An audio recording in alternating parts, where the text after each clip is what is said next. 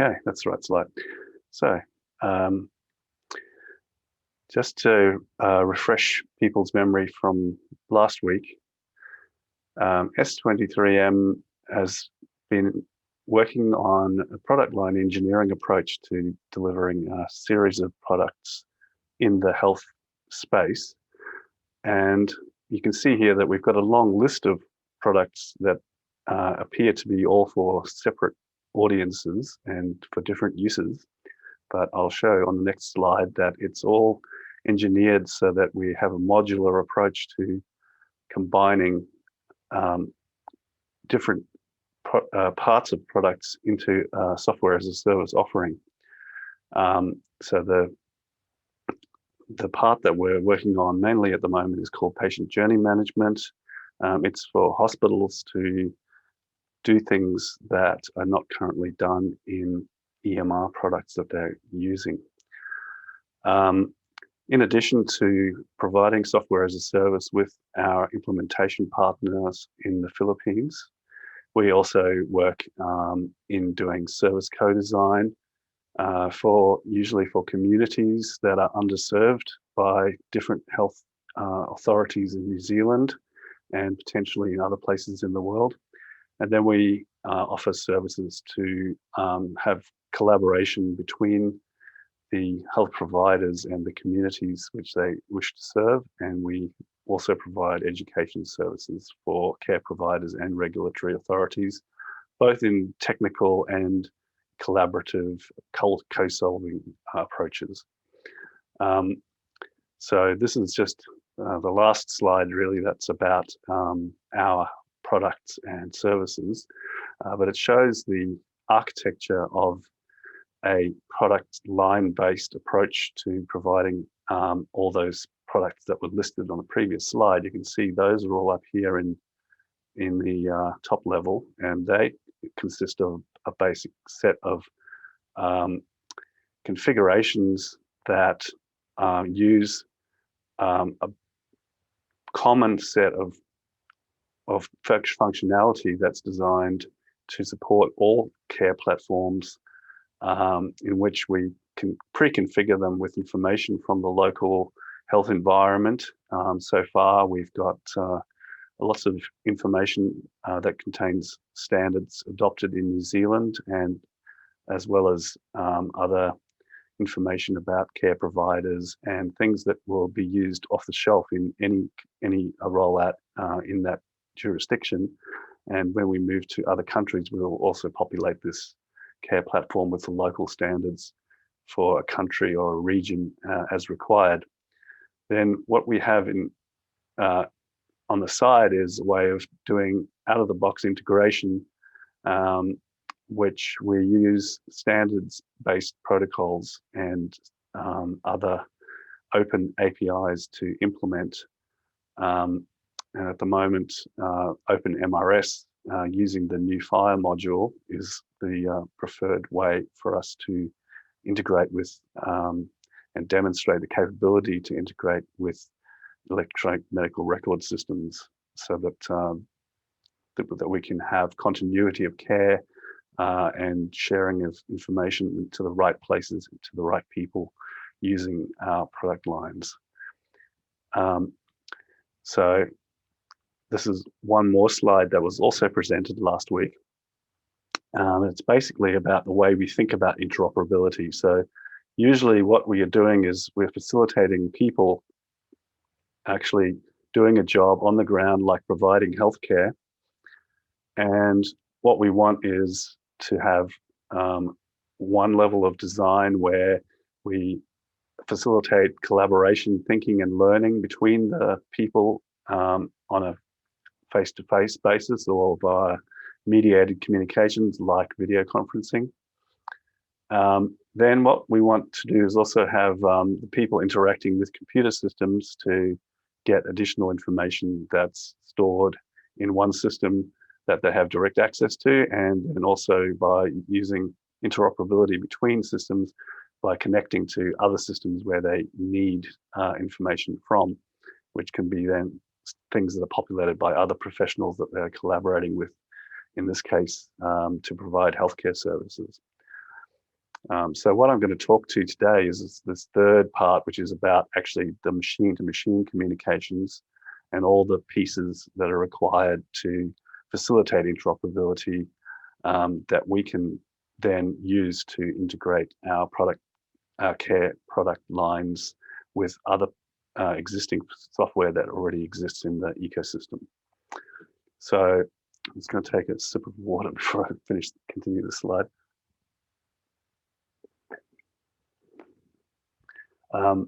So that red arrow can be thought of on the previous slide. We've talked about it as filtering, collaboration, thinking, and learning, the same as the other arrows connecting the people.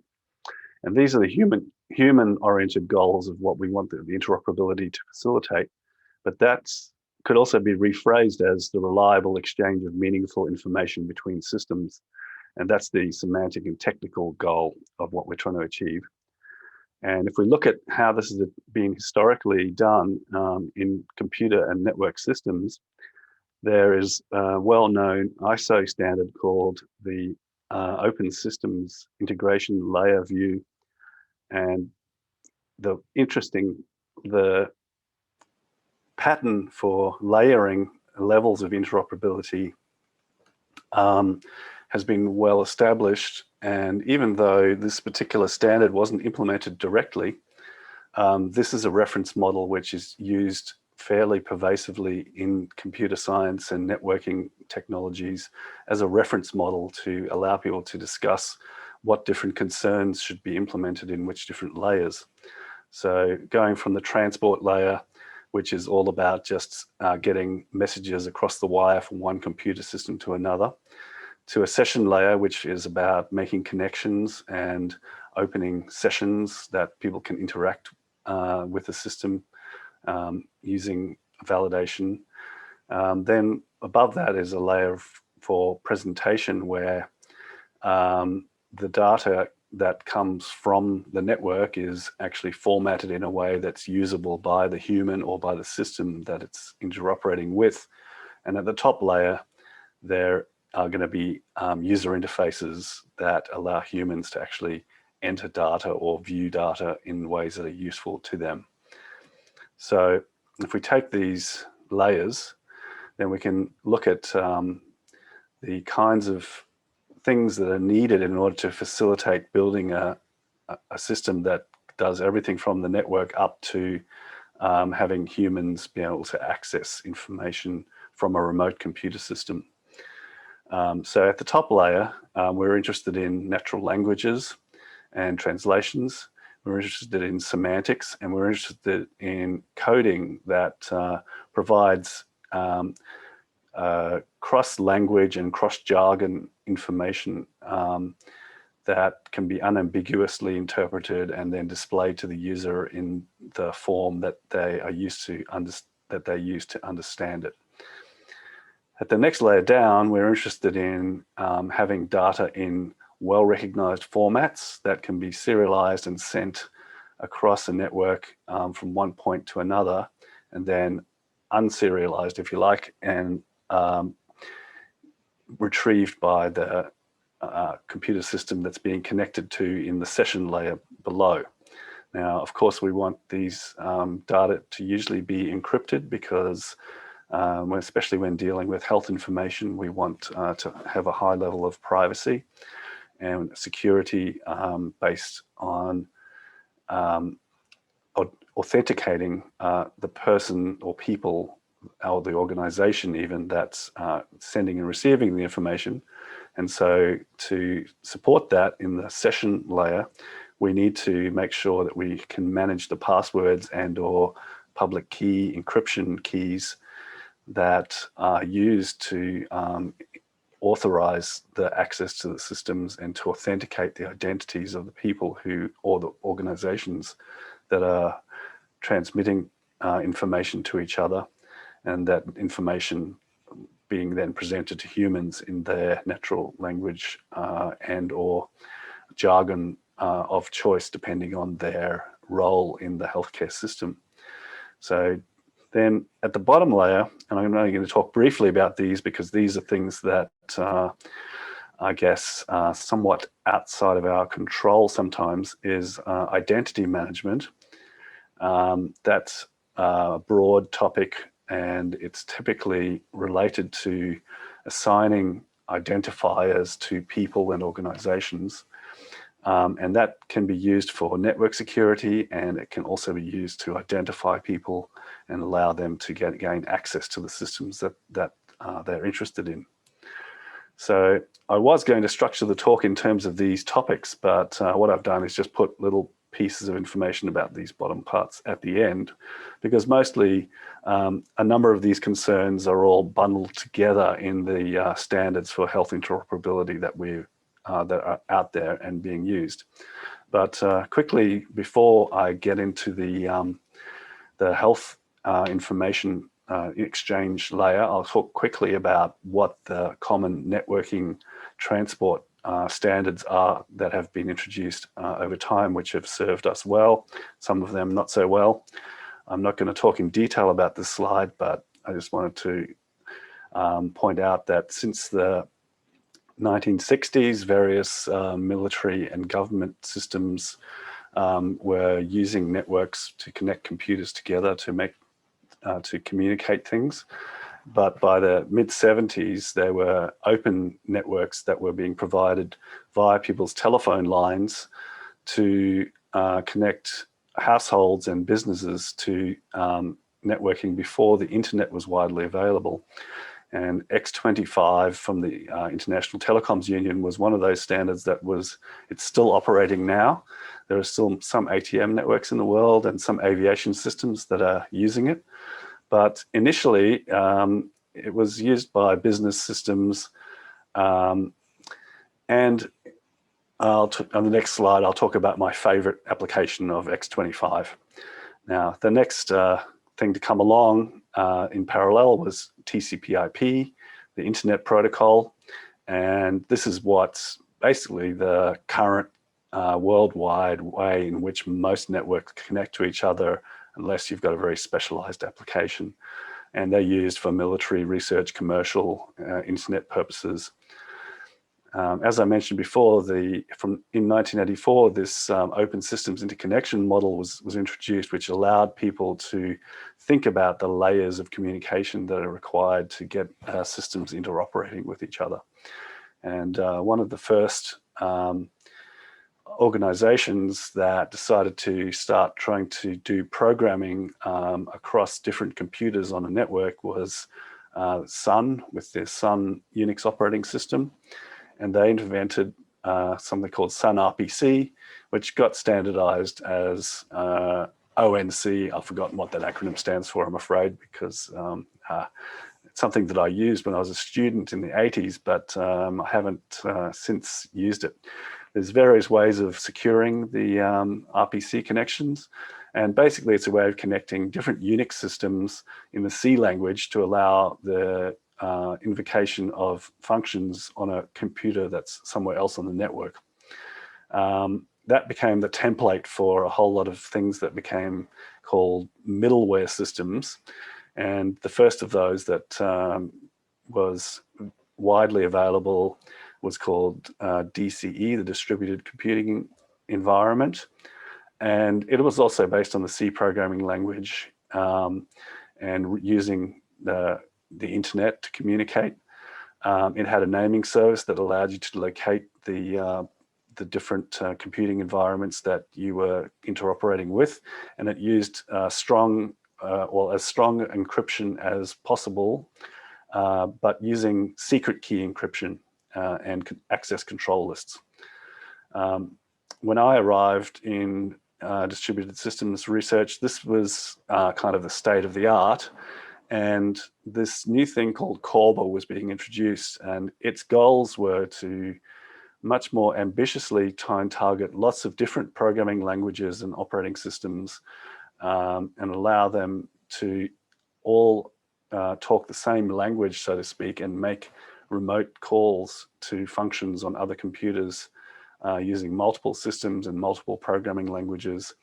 And it designed a transport protocol which made all the data that was being transferred backwards and forwards into binary packets that were sent, and then at the other end, they were translated into a programming language data structure. Now,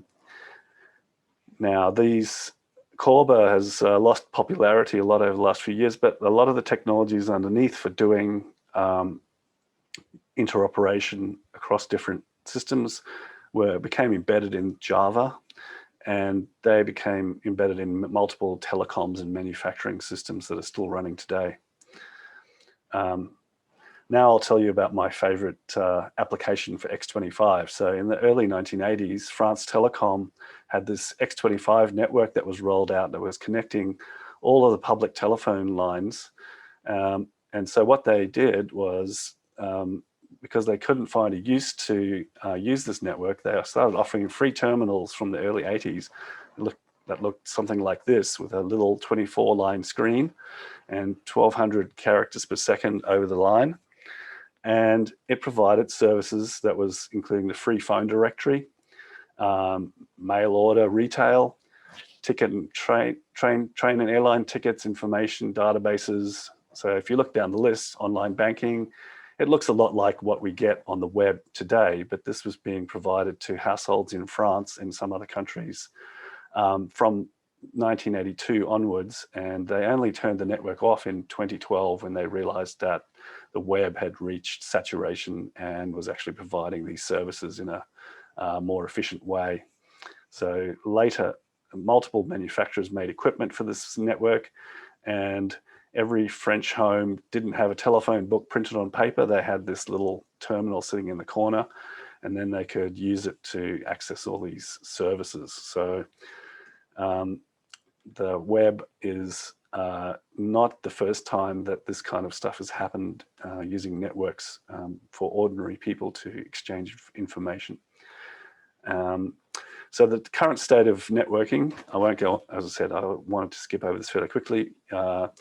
You're all aware that the www is always preceded by this HTTP protocol.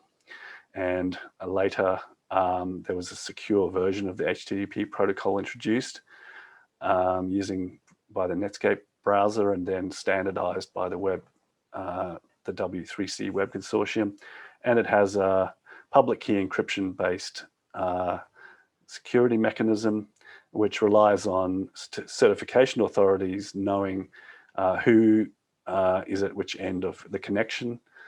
And these have facilitated what we call Web 2.0 kind of applications and secure layers for doing web services. Later in the 90s and up to the mid-2000s, they started trying to repeat what was being done with Sun RPC and various other similar systems in the 1980s. And the one standard that still exists that works and is interoperable is called SOAP, the Simple Object Application Protocol. And it was doing the same kind of thing that 10 to 15 years before was being done by these remote procedure calls using Sun RPC. Then the Web W3C consortium went crazy and started introducing a lot of different standards. And all the vendors jumped onto web services and left the other middleware platforms they were using behind. They started exchanging XML documents, and unfortunately, because the standards process was being done in multiple different organizations and there was no architectural oversight, the major vendors, IBM, Sun, and Microsoft, all just built non-overlapping subsets of the standard, and it didn't really introduce any interoperability. I worked at the National eHealth Transition Authority in Australia, which is responsible for the My Health record system here in the mid-2000s, and we had a team of programmers that were trying desperately to see whether they could find a common core overlapping set of these WS standards that would work across all the different operating systems and programming environments, and it failed. So they eventually adopted a proprietary Oracle protocol for doing communications. So what's happened since then, and it's been available since HTTP was available, is that the community has gone to something called REST web services, which stands for representational state transfer. And that's a use of the native HTTP mechanisms to transfer different documents in different formats between computers on the internet. Okay, so let's get into the more health-focused stuff. So there's been a number of initiatives over time to standardize health records design and implementation, but I'll take you back first to early years of use of computers. So in 1965, there was computer representations of the Medline and Medlars publication journals from the National Library of Medicine in the US, and they were used to look up sort of online or by copying files, various journals which otherwise you would have to go and find on paper in the library. At the same time, in Massachusetts General Hospital, they were introducing this system called MUMPS, and they developed some interesting applications for it at the hospital, but the concepts were reused over and over, and even in the early 2000s, they were still developing and being used to create the Veterans Health Information System. And you probably all know that in the US, the Veterans Hospital System is one of the largest hospital systems in the country, and it has been a very early adopter of electronic medical record systems, introducing VISTA in 2004. At the same time, in the 60s, the UK National Health Service, I think the National Health Service for England, was developing computing solutions for pathology, radiotherapy, immunization tracking, and for primary care for GPs. Many non-standard systems were also integrated into UK hospitals during the 1970s and right up until today. But the first time we see standards for healthcare data reporting being established is through the American Society for Medical Testing in the 1970s. And from there, we've gone to a number of initiatives around the world. In the early 90s, there was a Good European Health Record project. It was successful insofar as it captured a good set of principles for health information representation as computer data, but the funding didn't continue for the project. So a bunch of the former researchers from the GER project got together in Australia. I think they were mostly UK people. And they founded a non-profit institution called the OpenEHR Foundation, Open Electronic Health Records. And they reused a bunch of the concepts from GER, such as Synod and Archetypes. And the principles were to have well-formulated clinical requirements and have a consensus-based system where the basics would be agreed by clinicians all over the world. Then there would be a way of rigorously taking these basics of agreed clinical data and moving towards an implementation of open systems which could interchange data. There's a common model for a health record, and clinical requirements were used to dictate where the relationships between the models and the clinical requirements were modeled. And then they tried to use empirical evaluation of systems performance to check that the clinical requirements were met. So it's very much a clinician-driven system. So implementations of OpenEHR have been used to create health record systems in some minority jurisdictions in Australia and Russia, but they're more widely adopted in multiple hospitals in Norway, Malta, and Slovenia, and many other health clinics. The way that OpenEHR manages the definition of clinical records is by using the concept of archetypes. They are represented underneath inside the editor as an XML-based structure, and they're very small-grained, reusable concepts such as medication, subjects of care, observation, etc. And there are a number of editors in the open source community and one commercial editor, which can be used to combine these archetypes and put them into templates, which are used to make document designs for doing things like referrals, discharge summaries, medication administrations, pathology reports, and the like. And these are the kinds of things that have been built into these systems in these places where the OpenEHR system has been used all the way from design through implementation.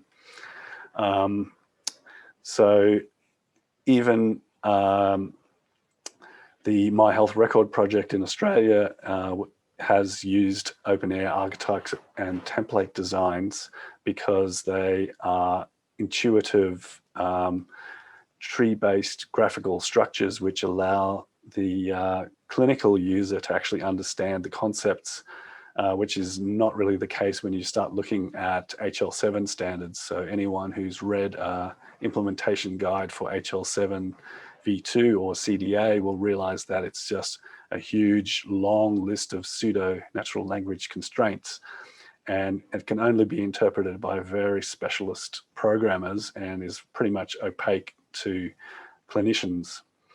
So OpenEHR is used to really provide clinician visibility of what's being specified that goes into a health record.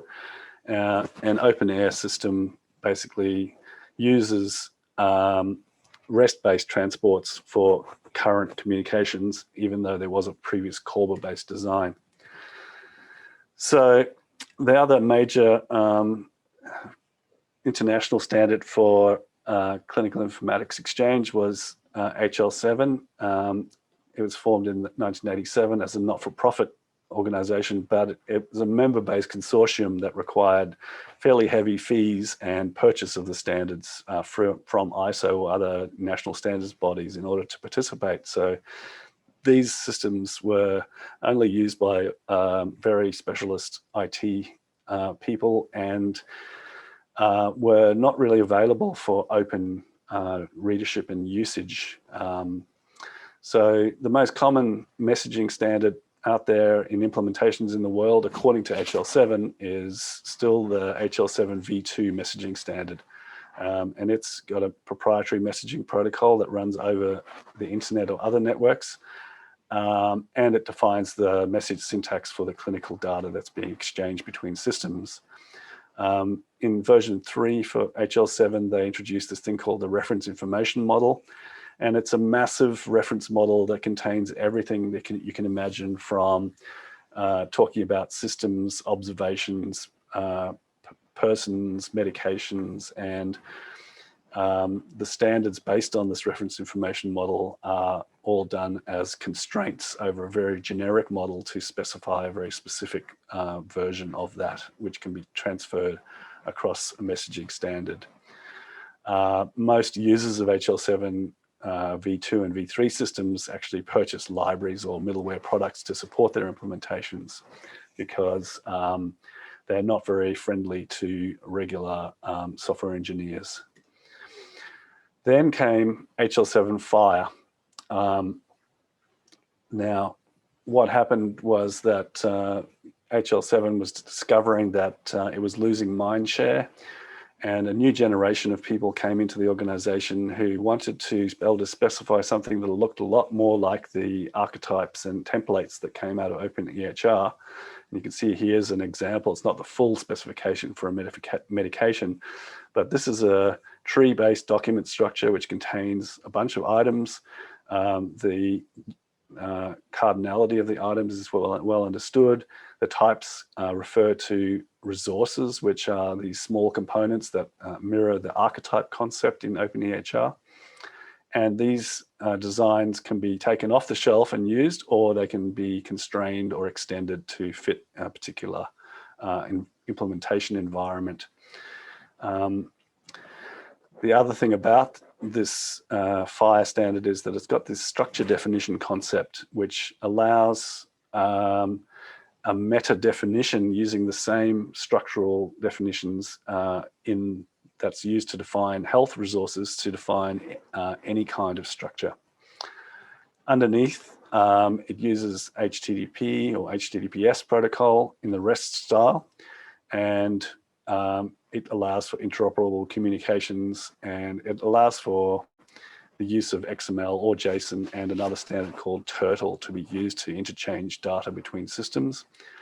The standards are always issued in draft, and they are only given a level of maturity in the specification after they've been validated in use by implementations. And so this is a very implementer-focused approach, and a lot of connectathons or hackathons occur around the world that allow HL7 Fire implementers to exchange and test their new ideas for representing health data. What you end up with for the actual use of a Fire resource is a profile that packages up a bunch of structure definitions, along with the value sets that might be used with them, maybe search parameters and some examples. And Fire is now supported by a bunch of open source libraries in a number of languages, Java and .NET, for example, as well as a Pascal reference implementation. Graham Grieve, whose blog I recommend at healthintersections.com.au, is the kind of person who basically insisted to HL7 that these standards be openly published and be free for use. And his reference implementation creates the web pages that you see at Fire, HL7/Fire. And they show you representations in this structure definition format that I've just shown you, as well as UML and some XML and JSON templates that can be used to populate data for interchange. So on top of Fire, there are a number of ways of coordinating more than just point-to-point communications that exchange one piece of information between two systems. And there's some inbuilt Fire resources that include some workflow concepts. I've listed those here just for your reference, and you can see these are the levels of maturity that they've reached. So they're not actually currently published, mandated for use. The SMART initiative is a way of taking Fire plus the clinical decision support hooks and the OAuth2 PKI certificate standard, and allowing Fire to make calls into EMRs, billing systems, and other Fire servers to allow for applications to proliferate that can actually get in and extract data that's relevant from health systems supporting Fire interfaces. This is supported by the Smart Health IT organization based at the Boston Children's Hospital, or based on work from the Boston Children's Hospital. And finally, the Fire Argonaut project builds on Fire to provide more workflow facilities, linking different players to provide full continuity of care and exchange of records to where they need to go. And this is taken from Graham Grieve's blog. So he's shown a schema for a kind of current central document repository that's used to get information into a single place to create an electronic health record for a patient. And he wants to transform that into a set of collaborating interfaces where patients can be asked for their authorization for information to be shared between hospitals, GPs, pharmacies, maybe stored in the patient's own repository, which is a model that we're implementing in S23M, as well as the My Health Records system in Australia could also provide interfaces to allow it to collaborate in the system rather than trying to be a full summary of all data. Okay, so I've used too much of my time. You might be aware of the International Patient Summary. It's an ISO standard. It provides a common set of concepts that are used to exchange vital information about a given patient. And we'll be using this as the way of interoperating between OpenMRS and S23M systems. So just briefly on the other topics, as I said, these things could really have whole seminars of their own. A brief introduction of the most common coding and terminology services. The most commonly used one, because it's been around the longest, is LOINC, and it's a common set of identifiers, names and codes for identifying measurements, observations, and documents. The WHO has got an International Statistical Classification of Diseases, which is up to release 11, which is used mainly for classifying disease. And then the new kid on the block, so to speak, is the SNOMED clinical terminology. And it's a connected graph of concepts, each of which has unique identifiers and then natural language translations. And they can be structured into things that can describe an entire medical condition. And then finally, my area of expertise from my research career is about mapping between medical records, because if you're going to extract something from your existing EMR and make it available via HL7 messages or OpenEHR or Fire, you need to transform the internal data structures into something that can be sent across to another system. And there's a number of approaches to doing this. The most XSLT has been around almost as long as XML schema. I worked on a standard at OMG called a Query Model Query View Transformation Standard. Hasn't got a lot of implementations. We do have an open source implementation that's available for it for Java. But what I've done is helped bootstrap some of these concepts into the Fire concept map and structure map definitions. I haven't done much work on this. I've only really been a person who's offered some initial advice to the Fire community about how to do model transformation using Fire. And right now there's a structure map definition that can transform Fire into anything or anything into Fire. And it's reaching reasonable maturity with a few implementations.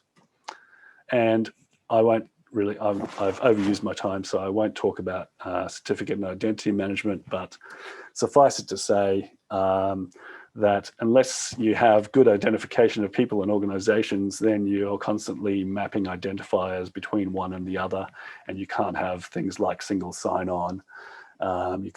And you have to manage multiple certificates and passwords. And it's highly desirable if single identification of systems, organizations, and people can be facilitated by standards in jurisdictions.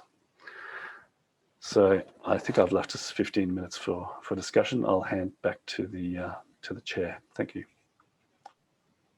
Thank you, Sir Kate, for a very insightful presentation. Thanks. We are now open for questions. Please feel free to type your question in the chat box. And our first question is it true that the founders of InterSystem, Epic, and Meditech were former developers of MUMS?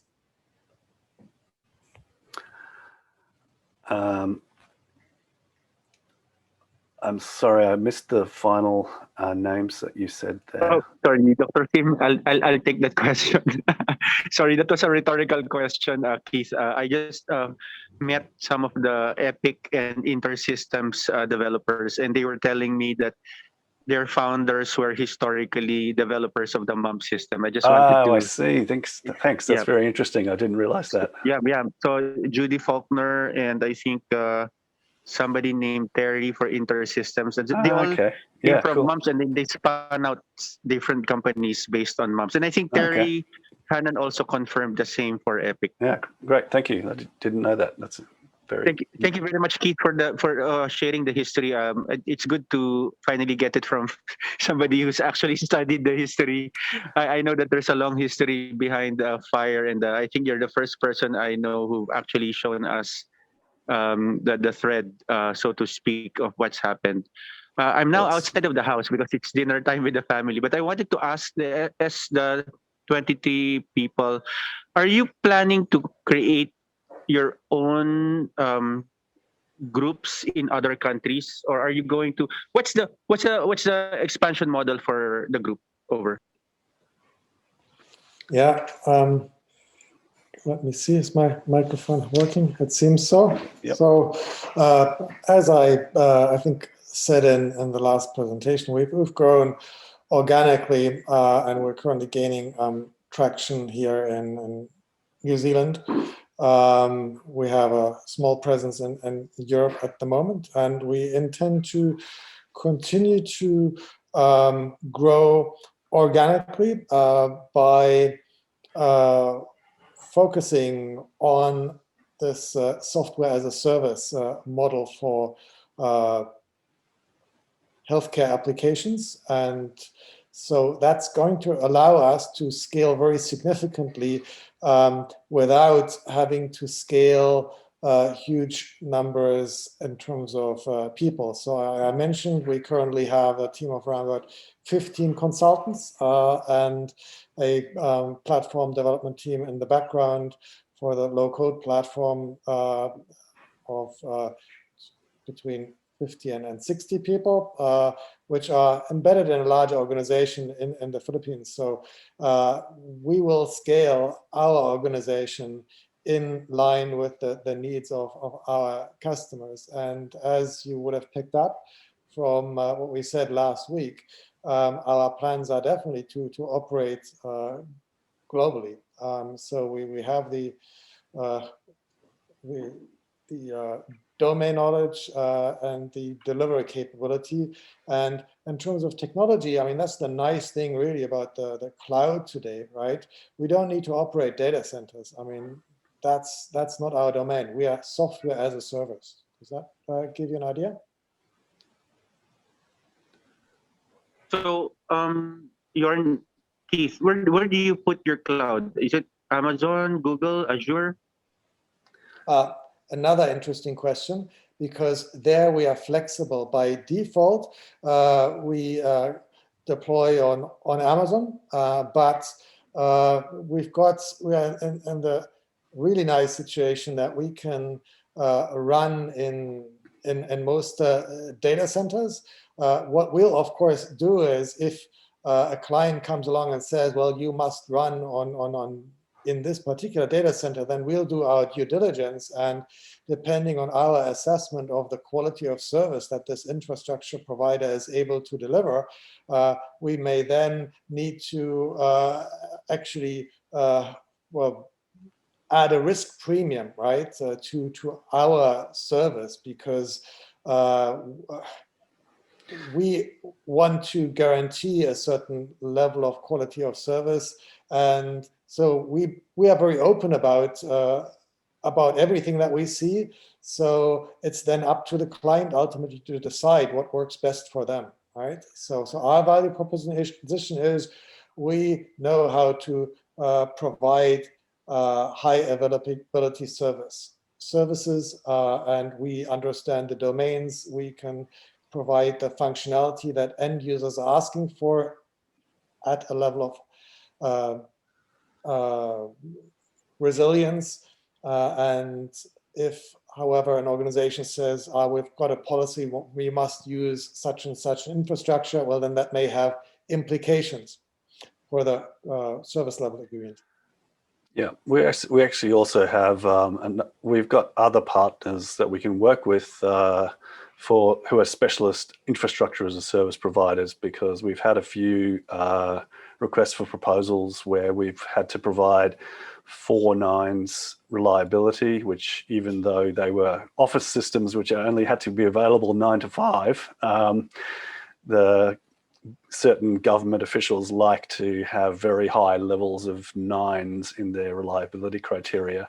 So we've actually been able to price specialist infrastructure from AWS that operates at a higher reliability. It comes at a premium cost, but our Philippines partners have also got a local cloud provider that's a lot cheaper than AWS, which they run their main development off, and their main test servers and infrastructure for clients. And then when we need to go to a particular jurisdiction, they usually have specifications for which cloud services are permitted in that area. And then we'll have to, as I said, as Ewan said, we have to assess whether they provide the qualities of service that is specified by the client. And in general, for us, it's about the usability and about user interaction design that allows fairly quick responses. And so we can deploy all the usual scalability tricks that you can do in the cloud, like replicating servers and allocating more infrastructure as demand grows. And we can do that automatically or semi-automatically as the client requires.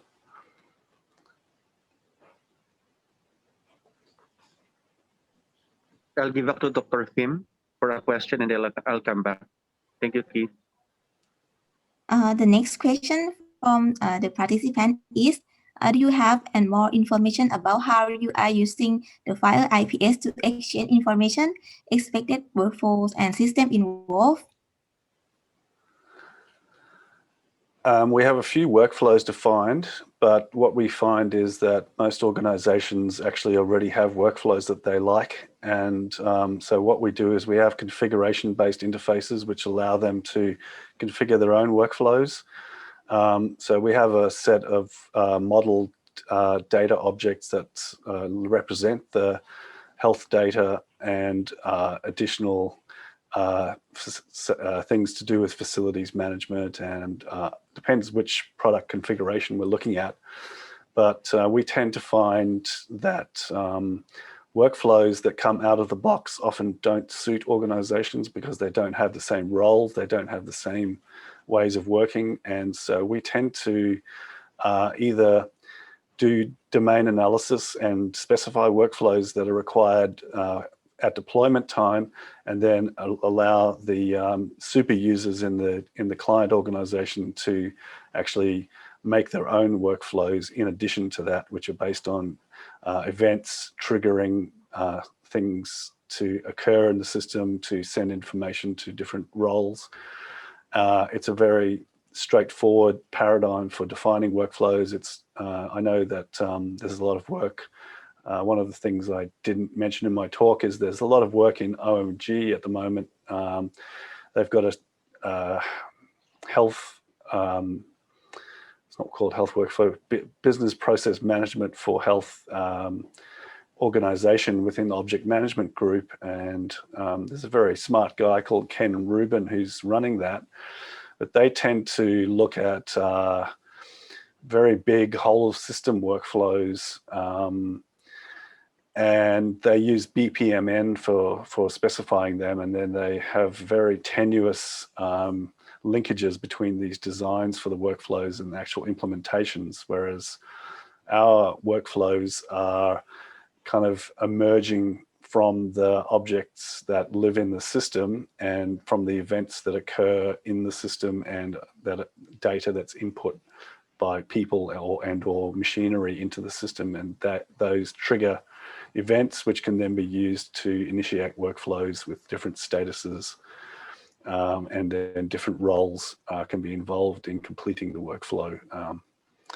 But yeah, we tend to not go for the big bang, everything has to be specified up front, out of the box approach, or pre-made workflows which we assume are going to work in different scenarios, where we find that most organizations actually have their own way of doing things and they want to specify their own workflows.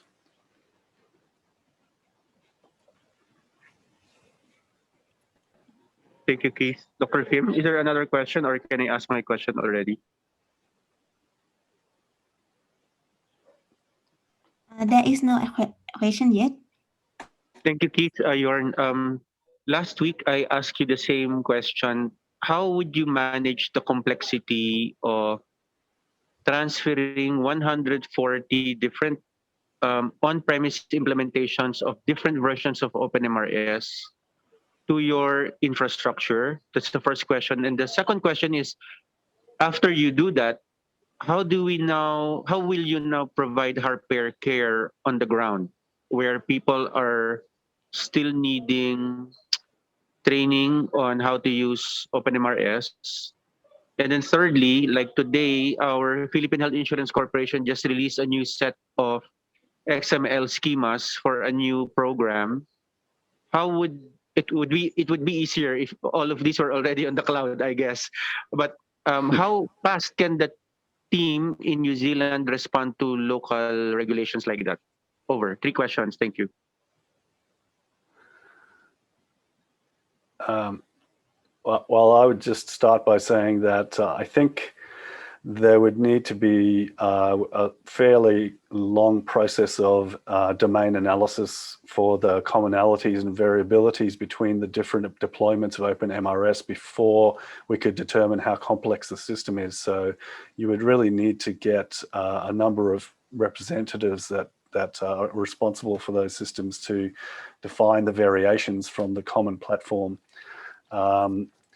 That's going to be a non-trivial exercise, and we're actually at the moment not considering implementing our own EMR system because there are too many of them out there already. What we are doing is filling in the gaps of continuity of care, referral and discharge summaries, and appointment bookings, equipment management, and workflows between disconnected systems.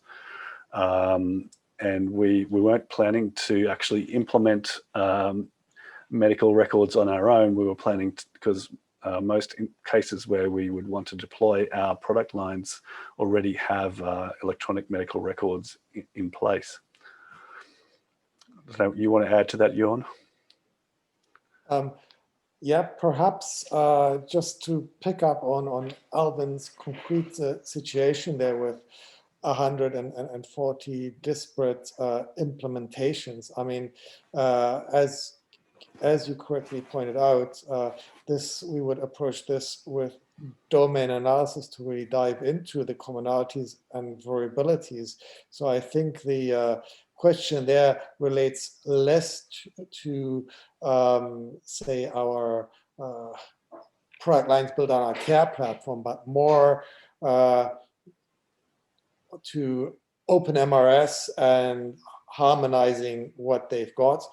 So the domain analysis results, whilst yes, as you pointed out, Keith, that's going to be for 140 organizations. That's a non-trivial exercise, but it's something that is the kind of thing that we've done and that we are capable of doing.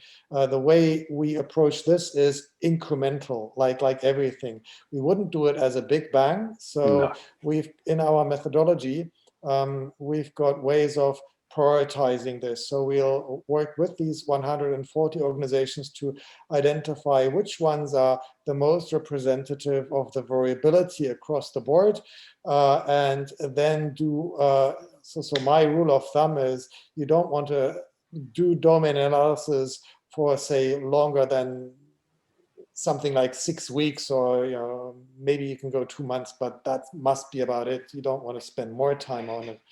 And then we'd have very good results. We'd have, after 2 months at the latest, we have a very good understanding of the dimensions of variability. And we've got a good documentation of how these organizations differ from one another. And then that's a good starting point.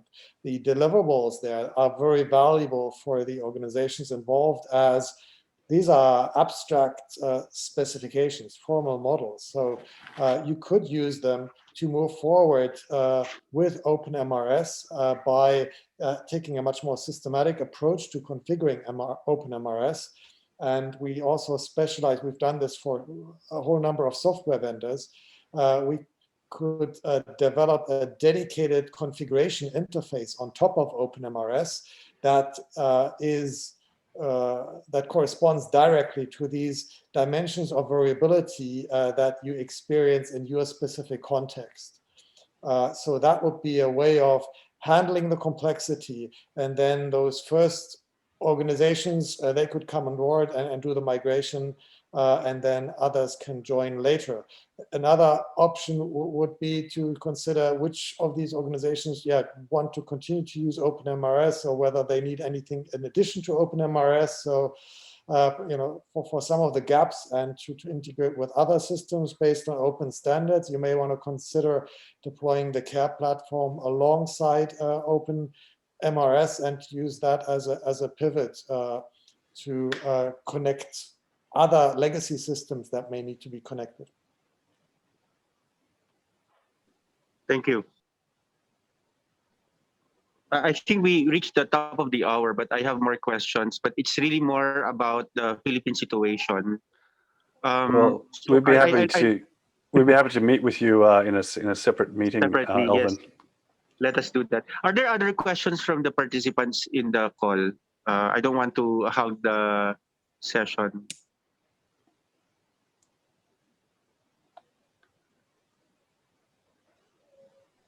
I don't see anything. So I think if it's okay with you, a separate discussion now, Keith and Jorn. I will actually send you an email with a set of questions first so that we can answer the question, the big chunks first, so that in our next call we can really progress with the next concrete steps. Okay. Thank you, Keith. Sounds great. Thanks very much. Excellent. Thank you, Terry. Thank you, Jorn. Thank you, very much, audience. guys. Thank you. Very informative. Take care. Thank you Thank for you. the organisers. Thank you, guys. Thank you for Thanks, having us. everyone. Bye. Bye. Good night. Bye-bye.